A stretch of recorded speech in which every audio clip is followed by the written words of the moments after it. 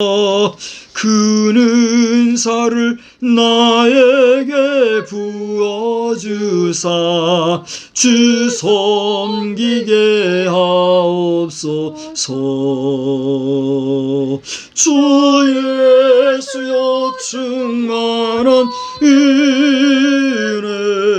내 영혼에 부소서.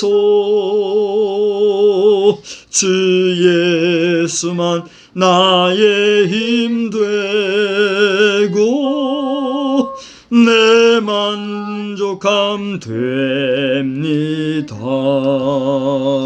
할렐루야. 오늘 이 저녁 시간에도 하나님께서 우리 모든 믿음의 성도들과 세우신 주의 사자들과 이 나라의 백성 이 민족을 지키고 보호하시고 함께 해주실 줄로 믿습니다. 아멘. 여러분이 믿지 못하면 어떨 거예요? 네? 안 믿으면 어떡할 거예요? 우리가 하나님을 믿고 나아갈 때 하나님께서 이제 부족한 자를 통해서 축복한 이 모든 축복이 우리에게 그대로 임하게 될 줄 또한 믿습니다. 하나님의 보호하심과 또 인도하심과 이끄심이 없다고 하면 우리 인생이 누구인들 제대로 존재할 수 있을 것이며 나라가 무엇이간데 그 규가 오래 가겠습니까? 지금 우리나라의 대통령이 되겠다고 하는 지도자가 내가 50평생 살았지만 이런 경우는 또 처음 보잖아요. 수없이 많은 분들이 내가 대통령 하겠다고 나오지만 모두가 다 대통령이 될 수도 없고, 그죠? 또 모두가 다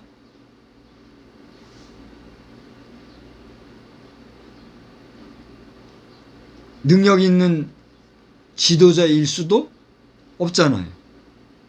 분명히 이들 가운데서는 하나님께서 또 우리가 자유민주주의 국가이니만큼 우리 유권자들의 표를 통해서 지도자로 세우실 것인데 결국은 민주사회에서의 지도자는 누가 책임을 져야 돼요?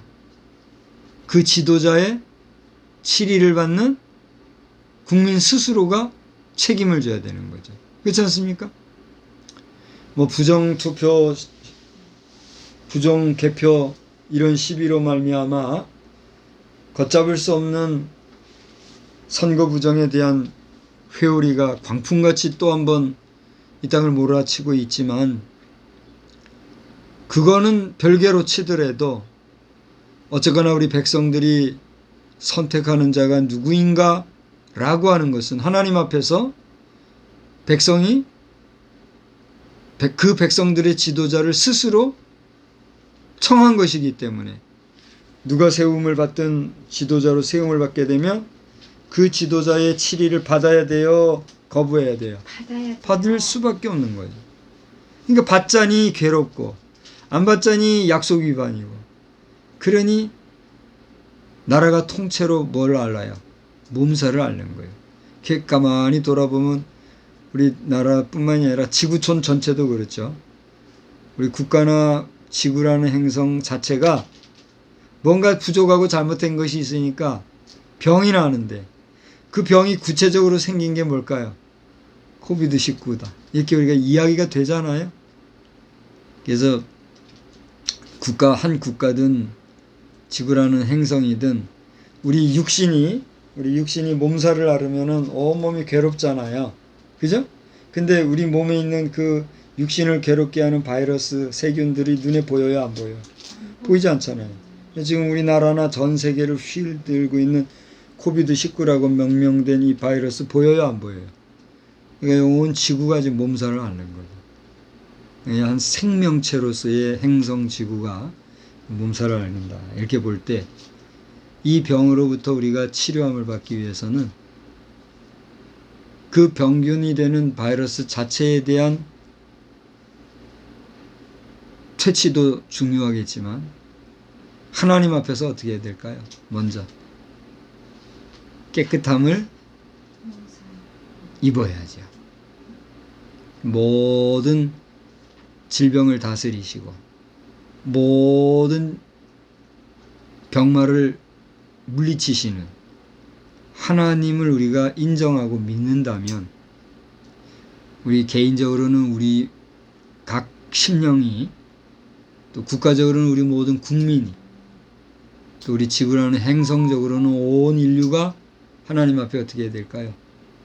다시 거룩함을 덧입는 그런 역사가 영적으로 회복되어야 될 줄로 믿습니다. 아무리 물리적으로 뭐 주사를 맞고 예방을 하고 뭐 여러 가지 일을 한다 해도 물론 그것도 병행을 해야 되겠죠. 그러나 그것이 우리를 절대적으로 구원하거나 치료할 수 있나요? 불가능하다고 하는 것을 그 개발자들이나 관계자들 스스로도 알 것이라고 봐요. 이거 뭐 주사 맞아봤자 유효기간이 뭐 길어야 몇 개월이라면서요.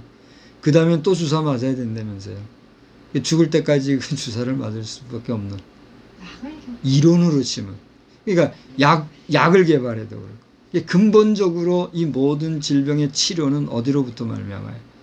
하나님의 치료하심. 여호와 라파. 따라하십시오. 여호와 라파. 여호와 라파. 치료하시는 하나님의 역사가 우리 백성들과 이 인류 전체에 구원의 은혜를 베풀어 주시기를 다시 한번 우리가 기도하고 믿음으로 나아가는 우리 모든 믿음의 사람들 되기를 주의 이름으로 축복합니다. 오늘 저는 주님이 마지막 날 심판하실 내용에 대한 그런 내용을 그의 생애에 하신 말씀을 잠깐 살펴보려고 합니다.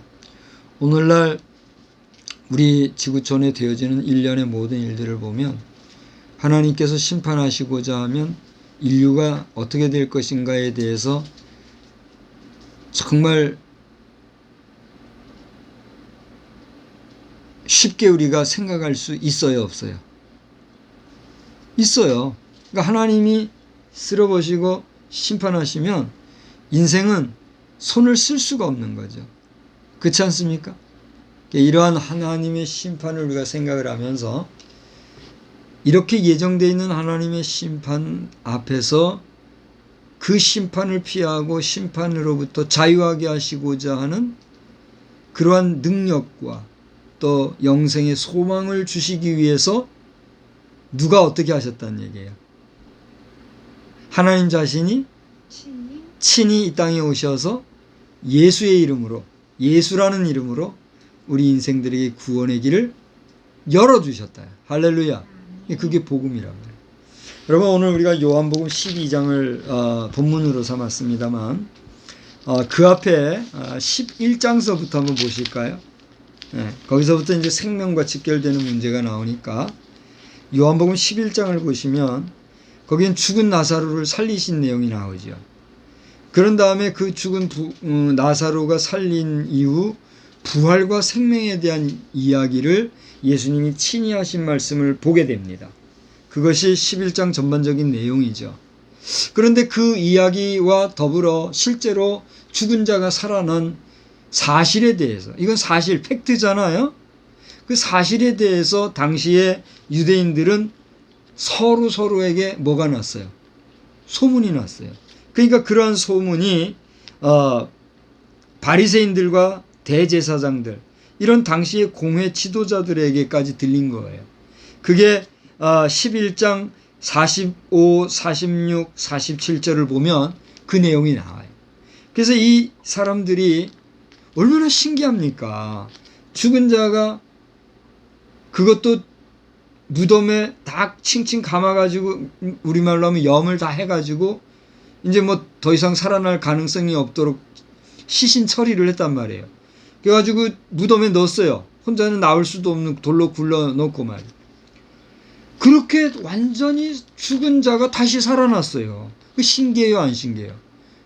신기하고 또 한 생명이 그렇게 죽었다 다시 살아났으면 이거는 축하해 주어야 할 일이에요. 그것으로 말미암아 쉬쉬하고 그걸 불쾌해하고 또 살린 사람을 죽이려고 모의하고 그렇게 해야 되겠어요. 어떤 게 인간다운 겁니까? 여러분이 얘기해 보세요. 어떤 게 인간다운 거예요? 전자예요, 후자예요? 당연히 축하하고 그 일에 놀라워하고 함께 기뻐해주고 박수 쳐줘야 되는 게 인간 아니겠습니까? 그런데 그 당시 바리새인과 대제사장이 어떤 사람들이에요? 하나님의 말씀을 가지고 하나님 앞에 제사를 이끌어가는 종교 지도자. 그죠? 그런 사람들이었는데 그들이 앞다투어 나사로를 살리신 누구? 예수라 하는 이 젊은 청년을 못 죽여서 안달이 난 거예요. 죽이려고 모의를 했다고 11장 후반절 부분에 보면 분명히 나오고 있잖아요. 그래서 저들이 어떻게 하면 예수를 죽이고 모의하고 이런 상황에 있었어요. 그러한 어간에 놀랍게도 예수님의 그 발에 비싼 향유를 붓고 눈물로 그 머리털로 주님의 발을 씻겨준 여인이 등장했죠. 그가 누굽니까? 바로 마리아라고 하는 여인. 12장의 내용에 보면 그 내용이 나오잖아요. 이 내용을 통해서 우리는 예수님의 장례를 미리 준비하였다. 그죠? 예수님의 장례를 예표하는 그러한 기사로 이 마리아의 등장을 우리가 보고 있잖아요. 그런가 하면 같은 12장의 중반절에서부터 보면 이 장례와 더불어 장례는 무엇과 관계된 이야기예요? 고치고 살리고 또 강건하게 하고 건강하게 하는 그런 거와 관계되어 있어요. 죽이고 죽음과 관계되어 있어요. 장례라고 하는 것. 죽는 것과 관계되어 있잖아요. 근데 예수님이 인자는 장차 들려야 하리라 하면서 어떻게 들릴 것인가에 대해서 예견적으로 자신의 죽음에 대해서 예고적으로 얘기하고 있는 모습이 나와야 하나요? 12장 후반절에 보면 나온다는 거예요. 그러니까 11장과 12장을 통해서 우리는 예수님의 그 죽으심에 대한 예표적인 모습을 첫째로는 나사로의 부활 사건을 통해서 또 마리아의 장례 준비를 통해서 또 예수님 자신이 죽음을 어떻게 죽을 것인가에 대한 예견적인 이야기를 통해서 이제 죽음을 우리에게 넌지시 보여주는 이런 모습을 우리가 보게 된다 하는 것이죠. 자, 이러한 예수님의 말씀이 정말 능력 있게 전해질 때 여러분 오늘 본문을 요한복음 12장 44절로부터 봤습니다만 36절 중반절 거기 보면은 여러분 성경에도 그 빨간 걸로 동그라미 되어 있나요? 거기 보면 36절 중반절부터 예수께서 이 말씀을 하시고 그들을 떠나가 숨으셨다 그랬잖아요. 어떤 말씀을 하셨습니까? 35, 36절을 보니까 그 앞에 34절에 인자가 들려야 하리라 하는 그런 말씀 끝에 아직 잠시 동안 빛이 너희 중에 있으니 그죠? 빛이 있을 동안에 다녀 어둠에 붙잡히지 않게 하라.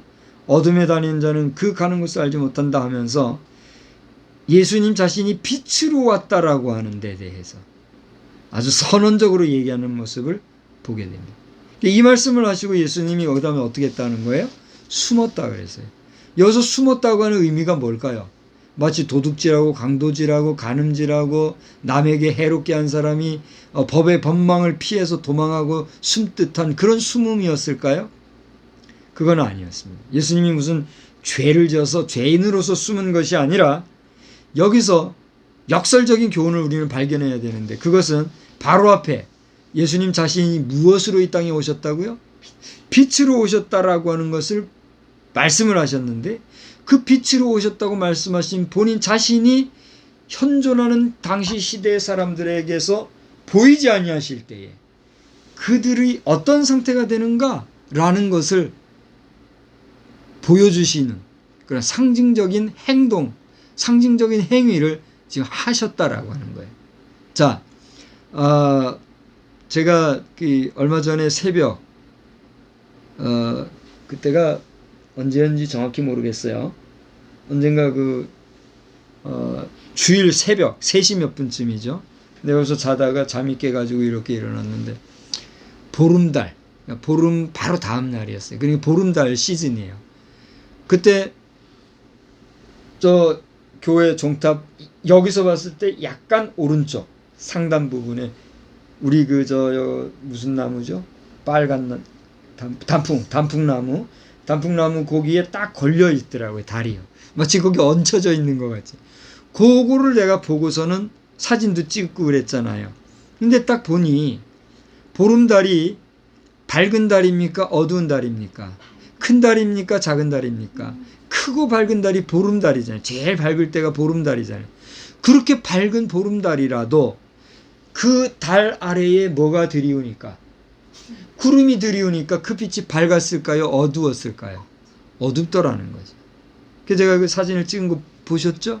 안 봤어요? 그럼 나중에 한번 보시기 바랍니다. 빛이신 예수 그리스도가 이 땅에 오셨으나 여러 가지 믿지 아니하는 불신 행위와 불신 언어와 불신 태도들이 그 예수님의 빛됨을 가리웠을 때 예수님은 세상에 그 존재감을 비춰줄 수 있을까요? 없을까요? 없는 거죠. 근데 그 일을 누가 했어요? 주로 제사장들, 서기관, 바리새인들, 소위 말하는 교회 지도자들. 요즘 교회라고 하면 또 좀 그렇죠? 당시에 종교? 유대교죠. 하나님을 믿는다고 하는 사람들로서 그 하나님 앞에 제사도 드리고 그 하나님의 말씀을 보관하면서 그 말씀으로 이스라엘 백성들에게 지도적인 역할을 해야 할 그 사람들이 예수님을 막는 어떤 역할을 했단 말이에요. 빛을 가리우는 구름과 같은 역할을 했더라는 얘기죠. 그런 모습을 오늘 여기서 우리가 보면서 여기 37절 이후에 우리 한번 37절을 볼까요? 이렇게 많은 표적을 그들 앞에 행하셨으나, 앞에 이제 여러 가지 표적들이 있잖아요. 그런 표적을 보이셨으나 그를 어떻게 했어요? 믿지 아니하니 이는 그 다음에 뭐라고 그랬어요? 그 뒤에 쭉 보면 이사야서의 말씀을 인용해 가지고 하나님께서 그들의 마음을 어떻게 했다고요? 완악하고 완고하게 했기 때문이다. 이렇게 말씀하고 있어요. 사랑하는 성도 여러분, 그 동영상 시청자 여러분, 오늘 하나님께서 우리의 마음을 완곡하게 하시고 완악하게 하심으로 하나님을 보지도 못하고 믿지도 못하고 그 말씀을 듣지도 못하게 하신다면 우리 인생의 인생됨은, 우리 인간의 존재함은 복이 될까요? 저주가 될까요? 내가 하나님을 믿지 못한다, 내가 하나님을 알지 못한다, 내가 하나님을 믿지 않는다 라고 하는 것, 우리가 자랑할 성격일까요? 부끄러워하고 깜짝 놀라 두려워해야 할 걸까요? 여러분의 선택은 여러분의 의지의 자유에 달린 거예요. 여러분이 하나님을 믿고 그 하나님을 영접하고 하나님을 아버지로 믿고 고백하고 창조자 하나님으로 긍정하고 살아갈 것인가? 그게 나하고 무슨 상관이야? 불신하고 배반하고 무시하고 도외시하고 거부하고 살아간다면 거기에 대한 책임은 누구에게 있을까요? 제가 말하지 않아도 쉽게 답이 나오는 문제 아니겠습니까? 자, 이렇게 하나님께서 사람들을 믿지 못하게 하는 그때에 하나님이 믿지 못하게 함으로써 믿지 못하는 그 사람은 금방 말씀드린 대로 복인이에요? 저주받은 백성이에요? 저주받은 백성일 수밖에 없는 거예요. 그러니까 그 당시에나 지금 이 시대에나 복인이 있는가 하면 저주받은 인생이 있어요, 없어요? 있다는 사실이에요. 그러면 우리가 그걸 안다면 내가 저주받은 인생으로 그냥 그렇게 살아가야 될까요? 아니면 땅을 치고 내가 눈물을 흘려서라도 하나님을 믿는 믿음을 가지려고 애통해야 될까요? 그래서 애통하는 자 복이 있나니 저들이 하나님을 볼 것이라 했단 말이에요. 할렐루야. 여러분, 하나님을 보시게 되기를 바랍니다. 하나님을 만나시게 되기를 바랍니다. 하나님을 영접하여 하나님의 자녀라 하는 인침을, 인정함을 받고 우리의 생애를 경주하고 우리의 종말에 주 앞에 설 때에 잘했다, 내 사랑하는 아들, 내 사랑하는 딸 아무개야 하고 하나님의 품에 안기는 복인의 삶을 회복하게 되시기를 주의 이름으로 축원합니다. 축원합니다. 그게 부흥이지 뭐가 부흥이에요. 부흥이 뭐예요? 회복이거든요. 그냥 손뼉 치고 박수 치고 난리 치고 헌금 많이 하고 이것만 부흥회가 아니란 말이죠. 그렇잖아요. 그거는 인간 노름으로 끝날 수 있는 거예요. 물론 그 모든 나타나는 현실들 자체를 부흥이 아니라고 말할 수는 없어요. 왜냐하면 부흥이 되고 우리가 마음이 새로워지고 심령이 뜨거워지고 또 은혜가 넘치면 없는 것도 꿔서라도 갖다 바치고 싶은 게 우리 인지상정 아닙니까? 그러니까 흥왕해질 수도 있는 거예요. 그러나 그것 자체로 끝나고 하나님과의 만남 그 자체는 흐지부지 유야무야 된다면 그걸 진정한 부흥이라 할 수 있어요, 없어요? 없는 거죠. 자기 카타르시스라고 말씀을 드렸잖아요. 그러므로 우리 오늘 나는 하나님께서 나에게 하나님을 믿을 수 있는 마음을 주신 복인이냐, 아니면 하나님이 나를 완고하게 하시고 나를 완악하게 하셔서 내가 하나님을 믿을 수 없는 마음을 가진 저주받은 인생이냐, 스스로를 돌아볼 필요가 있어요, 없어요? 있어요. 그렇게 깨달는다면 당신은 뭐예요? 복인. 할렐루야. 이 영상을 보시는 분들 가운데도 지금도 하나님 믿는 일을 우습게 여기고 하나님 믿고자 하는 일에 대해서 관심도 안 가지고 그냥 먹고 마시고 살고 돈 많이 버는 거에만 관심 가지고 살아가는 사람들이 있어요, 없어요? 당신은 그런 분이에요, 아니에요? 영상 보시는 여러분 말이에요. 여러분은 여러분 자신이 관심이 어디에 있어요? 하나님께 있어요? 아니면 먹고 살다 가는 이 마지막 썩을 인생살이에만 있어요? 나는 목사이기 때문에, 그리고 하나님의 말씀을 전해야 할 사람이기 때문에 안타까운 심정으로 오늘 이 얘기를 하는 거예요. 아멘?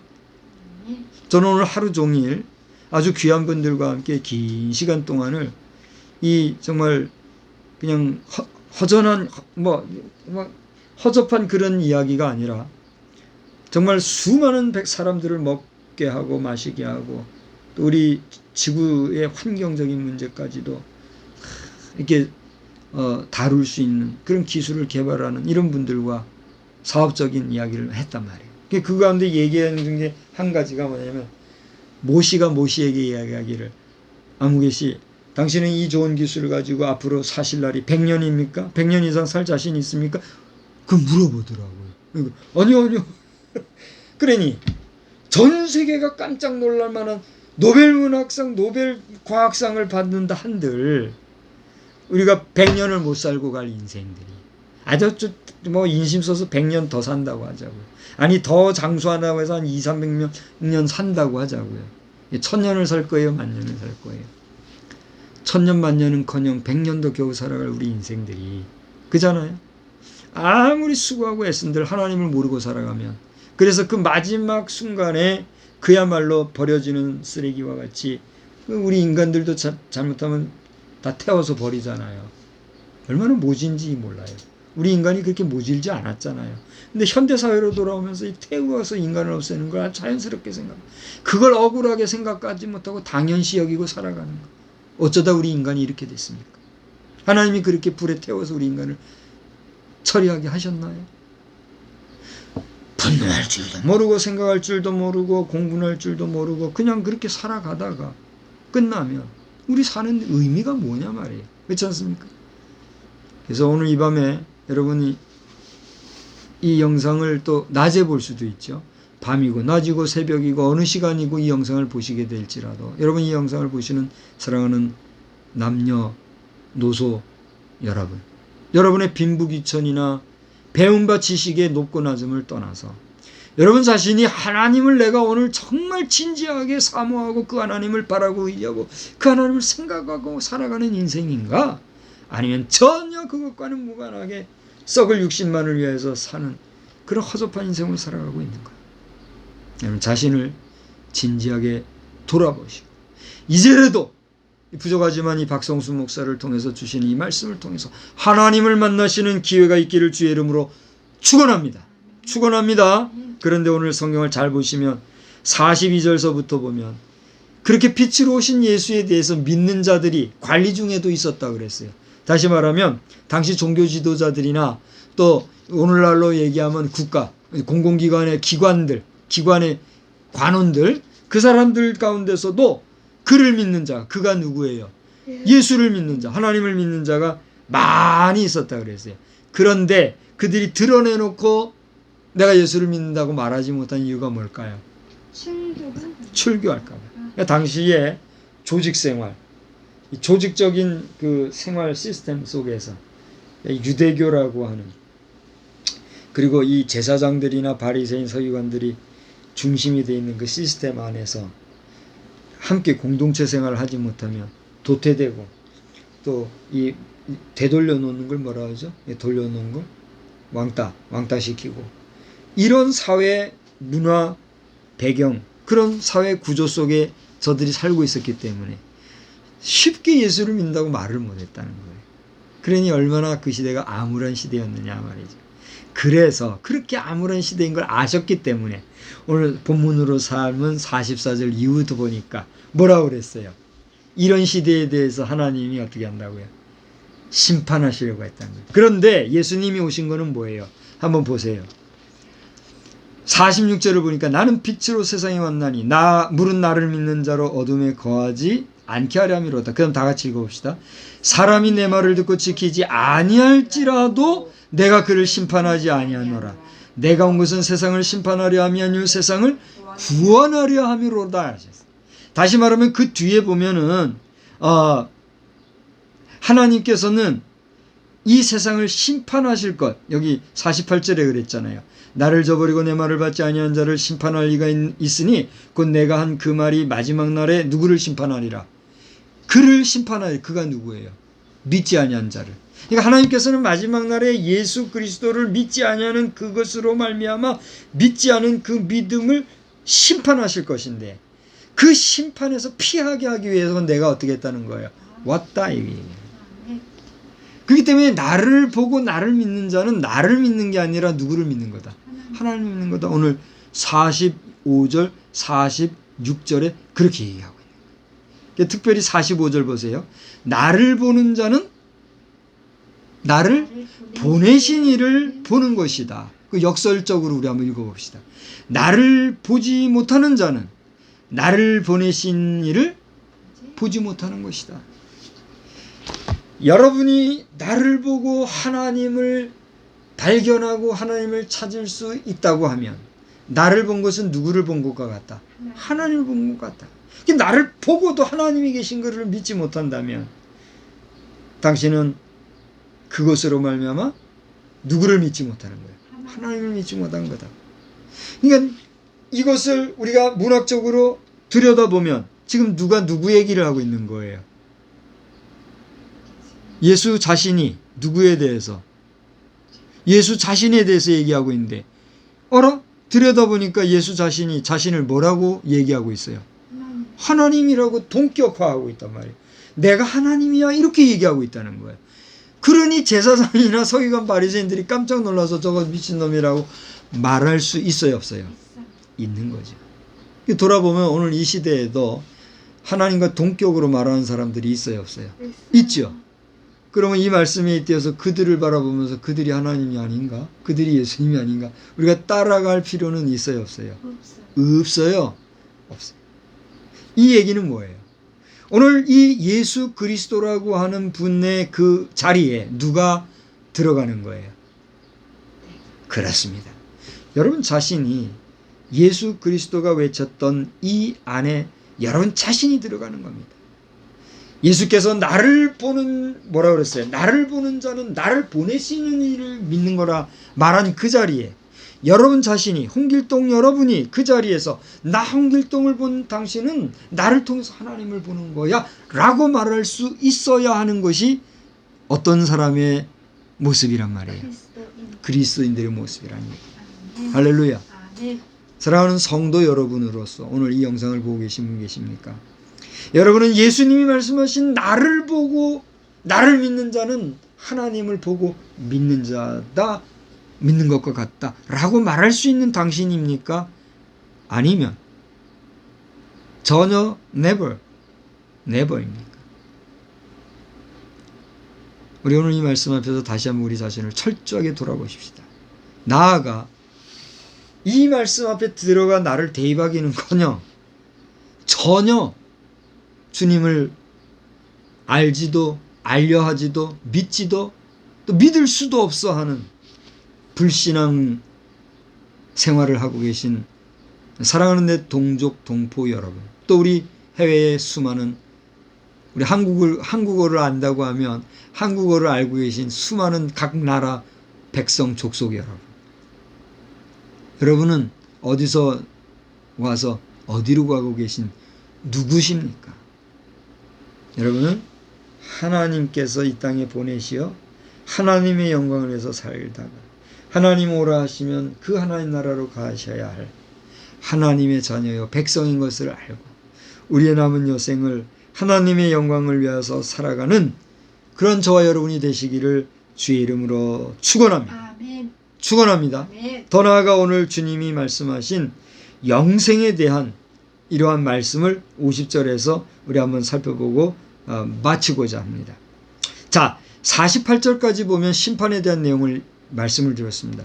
하나님께서는 하나님의 극진하신 사랑의 표현으로 스스로 인간의 모습이 되어 예수의 이름으로 오셨고 그 자신이 예수의 이름으로 대신 죽어주시기까지 사랑하였지만 그 사랑을 알지 못하고 부정하고 불신하는 자에 대해서는 무엇으로 마지막에 계산하실 거라고요? 심판으로 계산하실 것이라는 얘기를 하고 계십니다. 여기까지 정리가 됐죠. 근데 그것을 그 심판으로부터 구원하게 해주시고자 하는 일을 누가 했단 얘기예요? 예수라고 하는 하나님 자신이 했단 얘기예요. 그런데 이제 49절부터 보세요. 지금까지 이와 같은 메시지를 던진 분이 누구죠? 예수라는 자, 예수 그리스도라고 하는 분이었어요. 오늘 우리가 그분을 이름을 믿잖아요. 그분이 이렇게 얘기했는데 49절부터 한번 천천히 우리 다 같이 읽어봅시다. 시작. 내가 내 자의로 말한 것이 아니요 나를 보내신 아버지께서 내가 말할 것과 이룰 것을 친히 명령하여 주셨다 그랬어요. 여러분, 저는 오늘 여러분 앞에 설교하면서 그냥 이러고 지금 설교를 하고 있어요. 저는 솔직히 지금 내가 무슨 얘기를 하고 있는지 이따 영상을 다시 한번 보겠습니다만,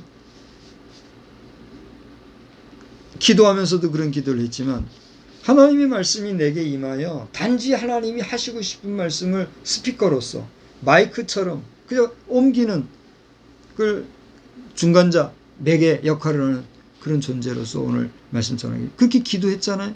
그것처럼 지금 그렇게 외치고 있어요. 그러니까 어떤 메시지가 어떻게 나에게서 지금 나가는지 내가 생각하고 할까요? 생각 않고 할까요? 설교학적으로나 조직신학적, 우리 신학적인 그 어떤 포맷 이걸 가지고 보면 이걸 지금 잘한다고 할 수 있어요, 없어요? 뭐 사람마다 틀리긴 하지만 잘한다고는 할 수 없는 거예요. 학문적이나 어떤 시스템적으로 보면. 그러나 그것에 매임 없이 또 원고가 준비됐다 할지라도 하나님께서 하게 하시는 말씀은 그 순간 그 시간에 하게 하시는 감동을 따라 하는 그것이 뭐예요? 메신저의 역할이란 얘기예요. 그래서 저는 오늘 이 시간에 여러분 앞에 말씀을 전했습니다. 오늘 저녁에는 아직 제목도 제가 정하지 않았어요. 제목은 이제 나중에 정리해서 제가 정하게 되겠죠. 주제도 제목도 없는 말씀이지만 이 시간 여러분 앞에 요한복음 12장 44절로부터 50절 말씀을 가지고 전하면서 이렇게 자의로도 아니고 오직 하나님께서 하시고자 하는 그 의도와 하나님의 중심, 심정을 따라 말씀하신 대언자로서의 예수의 사역. 그 사역은 예수님의 입장에서는 아버지 하나님의 뭐였다고 지금 얘기하고 있어요. 49절 50절에 보면 두 번 반복해서 나오는 단어가 있어요. 그게 뭐예요? 명령. 그렇습니다. commandment. 하나님께서 내게 말씀하게 하셨기 때문에 내 자의로 하는 것이 아니라 하나님이 원하시는 그 뜻을 따라 한 것이다. 그러면서 50절 그 다음 다 같이 읽어봐요. 뭐라고 했어요? 나는 그의 명령이 영생인 줄 아노라. 뭐라고요? 하나님의 명령이 우리가 뭐 하는 거라고요? 영생이다. 아멘. 무슨 엄청난 음식들을 먹고 약을 먹고 뭐 저 요 옆에 우리 저 뭐가 있죠? 뭐 만들어내죠? 인삼창에서 홍삼을 만들고 무슨 보약을 만들고 한다 한들 우리 인생이 우리 육신이 영생할 수 있어요, 없어요? 불가능한 거예요. 그러나 우리 하나님께서는 우리의 육신을 포함하여 우리의 영혼, 우리의 모든 존재함 그 자체, 할렐루야, 자기 이름을 크게 한번 불러봅시다. 여러분은 여러분의 이름을 누가 지어주셨는지 저는 모르지만 여러분 이름이 있죠? 여러분의 이름 석자를 정말 그 존재감을 다해서 여러분의 이름을 여러분의 입으로 지금 부르는 순간에 여러분이 가장 귀한 존재로 부르는 그 이름이 되는 그런 심정으로 여러분 이름을 지금 한번 불러보시기 바랍니다. 다 같이 한번 불러보시다. 자기 이름 부르는 거예요. 다 같이 시작. 박성수.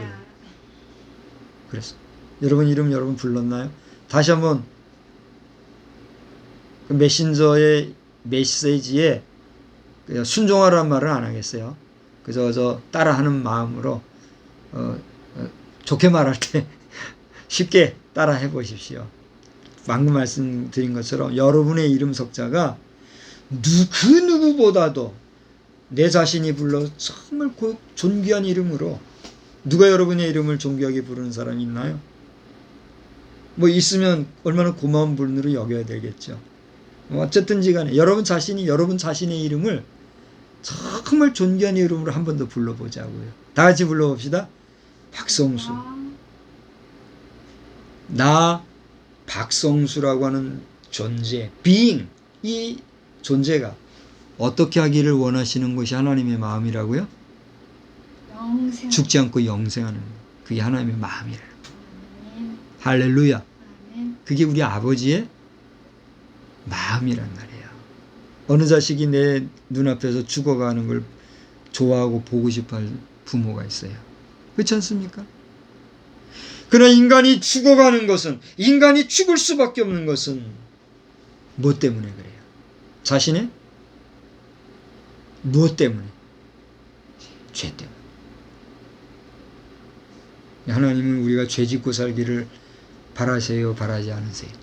바라지 않는다는 것입니다. 오늘날 우리 사회에 어떤 죄악들이 관영해 있는지 여러분 아시죠?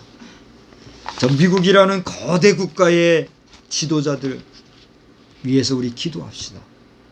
저 서구라파와 발전된 문명 문화 국가들이 성적 오해의 침륜에 빠져서 잠시 잠깐 착각하고 실수하고 실패하고 인간의 참 인간됨을 망각하고 사단의 괴계에 매여서 하나님의 형상을 잃어버리고 본질상 그 진노의 자식들이 취하는 사단의 계략에 빠져서 육신의 탐욕과 정욕에 매여서 욕망과 욕정에 매여서 헤어나지 못하고 그것을 권리라 주장하고 인권이라 주장하고 그것을 인간다운 삶이라 말하는 이 어리석은 삶으로부터 우리가 깨어 경성하고 근신하여 하나님의 형상 회복하고 죄로부터 벗어나 영생을 하나님이 주고 싶어 하시고 하나님이 우리에게 선물로 이미 주신 그 영생을 회복하는 자의 반열에 서게 되시기를 우리 주 예수님의 이름으로 축원합니다. 아멘. 축원합니다. 아멘. 기도합시다.